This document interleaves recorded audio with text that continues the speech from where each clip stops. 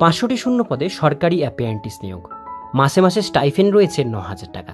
আজকে ভিডিওটির মধ্যে দিয়ে আমরা দেখে নেব কোন ডিপার্টমেন্টে এই অ্যাপ্রেন্টিস পোস্টে নেওয়া হচ্ছে, অ্যাপ্রেন্টিসের মধ্যে কী কী ট্রেড রয়েছে যেগুলোতে আপনারা আবেদন করতে পারেন। ভিডিওটির সঙ্গে থাকুন, ভালো লাগলে লাইক করুন, চ্যানেলে প্রথমবার হলে সাবস্ক্রাইব করে পাশের বেল আইকনটিকে অবশ্যই বাজিয়ে রাখুন। তো চলুন ভিডিওটিকে শুরু করা যাক।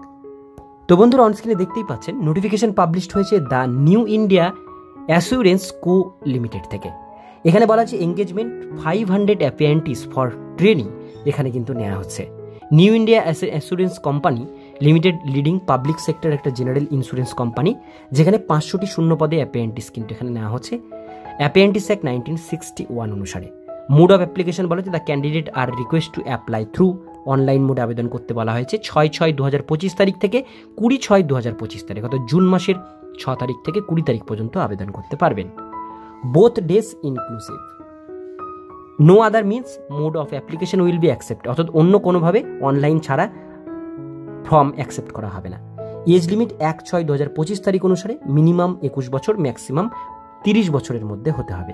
এডুকেশন কোয়ালিফিকেশন 1/6/2025 তারিখ অনুসারে ধরা হবে। এখানে বলা হয়েছে গ্র্যাজুয়েট ফ্রম রেকগনাইজড ইউনিভার্সিটি থেকে, আপনাদের শুধুমাত্র গ্র্যাজুয়েশন যদি কমপ্লিট করা থাকে এবং লোকাল ল্যাঙ্গুয়েজে আপনাদের যদি রিড রাইট স্পিক ভালো হয় সেক্ষেত্রে অবশ্যই এখানে আবেদন করতে পারেন। স্টাইফেন্ড পার মান্থ এখানে 9,000 টাকা আপনাদের দেওয়া হবে। পিরিয়ড অফ এঙ্গেজমেন্ট অর্থাৎ 1 বছরের আপনাদের কিন্তু এখানে ট্রেনিং হবে। এবার বলা হয়েছে the notice information for details state category wise. এখানে অ্যাপ্লিকেশন করবার জন্য 2টো লিঙ্ক রয়েছে।